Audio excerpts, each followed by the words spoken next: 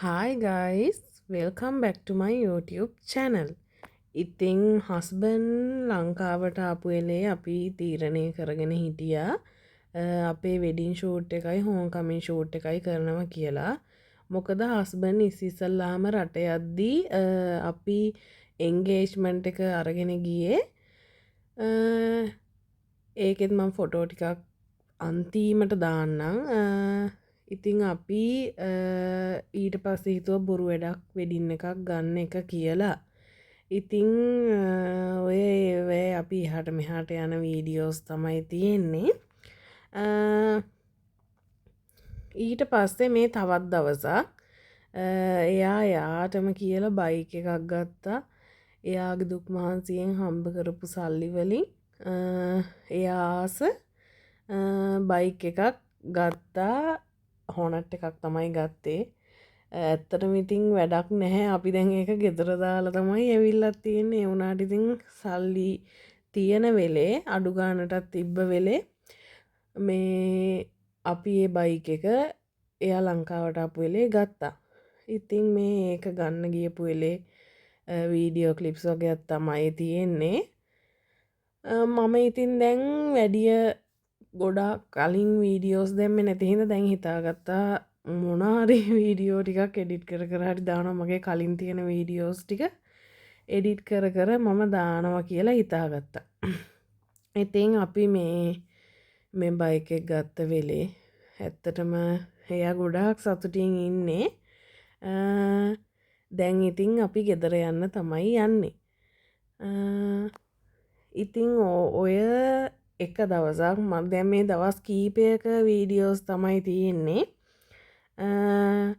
මේක ඉතින් මේන්ම තියෙන්නේ අපේ වෙඩින් ෂූට් එකයි හෝම් කමින් ෂූට් එකයි ගැන තමයි.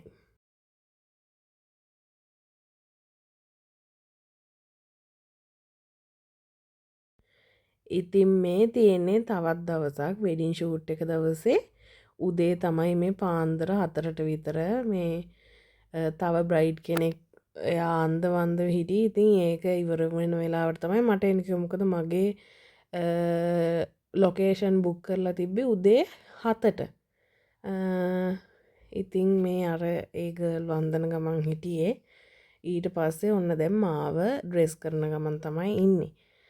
මගේ ඉස්කෝලේ යාළුවෙක් තමයි මාව ඩ්‍රෙස් කරේ. ඔය නිල් පාට එකක් ඇඳන් ඉන්නේ. චතුන් උදයංග කියලා. ඉතින් එයා තමයි මාව ඩ්‍රෙස් කරේ.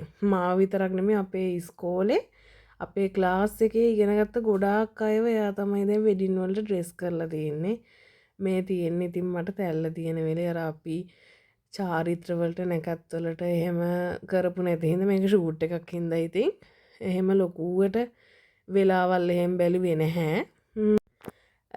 ඉතින් බියුටිෂියන්ව මගේ තැල්ලක් තිබ්බා.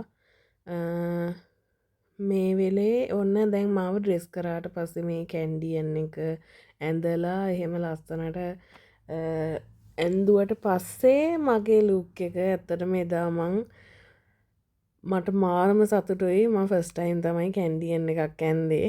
ඒ වගේ කැන්ඩියන් එකක් කියන්නේ ඔහොම මේ බ්‍රයිඩ් කෙනෙක්ට ඇන්දේ ෆස්ට් ටයිම්. ඇත්තටම මාර සතුටුයි. මේ අපි ඉතින් ෂූට් එකට යන ගමන් ෂූට් එක කරන තැන කිසිම වීඩියෝ එකක් මට ගන්න වෙලාවක් නැහැ. හම්බුනේ නැහැ. ඉතින් මේ අපි ආයේ එන ගමන් එයා මගේ කොණ්ඩේ කටු අරව මේ ඔක්කොම ලෙහෙන වෙලාවේ තමයි මේ ටික ගත්තේ. ඉතින් ඕකත් ඔහොම මේ දවසත් එදාම ඉවර වුණා. ඊට පස්සේ මේ දවස් 4කට පස්සේ තමයි අපේ හෝම් කමින් ෂූට් එක තිබ්බේ. මේකත් මට මේ ලොකේෂන් එක මතක නැහැ නම. මම ඔයාලට අර අපි වෙඩින් ෂූට් එක නම් කරේ 55TG එකේ කොලම්බෝ වල. මේක මට මතක නැහැ. ඉතින් ඇත්තටම ඔහොම තමයි එදා දවසෙත් වැඩ ටික ඉවර වුණේ. ඉතින් අපි දෙන්නගේ මතේ තමයි බොරුවට සල්ලි නාස්ති කරන්න නැතුව අපිට අවශ්‍යම දේ විතරක් කරගන්න එක අපි දෙන්න හිත හිටියේ. අනික ඉතින් මටත් අපරාධි කියලා හිතුණා. අපි දැන් ලක්ෂ ගාණක් දැන් කාලේ අනික වෙඩින් එකක් ගන්නවා කියන්නේ අඩුම ලක්ෂ 30ක් 35ක්වත් යනවා. ඉතින් එහෙම බලද්දි අපි ජීවිතේ දුක් මහන්සියෙන් හම්බ කරපු සල්ලි එක දවසකට දවස් දෙකකට එහෙම යට කරන එක අපරාධයක් කියලා හිතුණා. ඉතින් අපි හිතාගත්ත අපේ ඇල්බම් එක හොඳටම කරගන්න ඕන හින්දා අපි මේ විදිහට ප්ලෑන් කරා. ඇත්තටම අපේ ලස්සනටම ෆොටෝස් ටික කරලා දුන්නා. මම හිතාගෙනම හිටපු එක්කෙනෙක්ට කියලා තමයි මම අපේ ෆොටෝ ෂූට් එක එකනේ ෆොටෝග්‍රැෆර් මන් තෝරගත්තේ මම කලින් ඉඳන්ම හිතාගෙන හිටපු එක්කෙනෙක්ව. එයාගේ ෆොටෝස් මාර කොලිටි.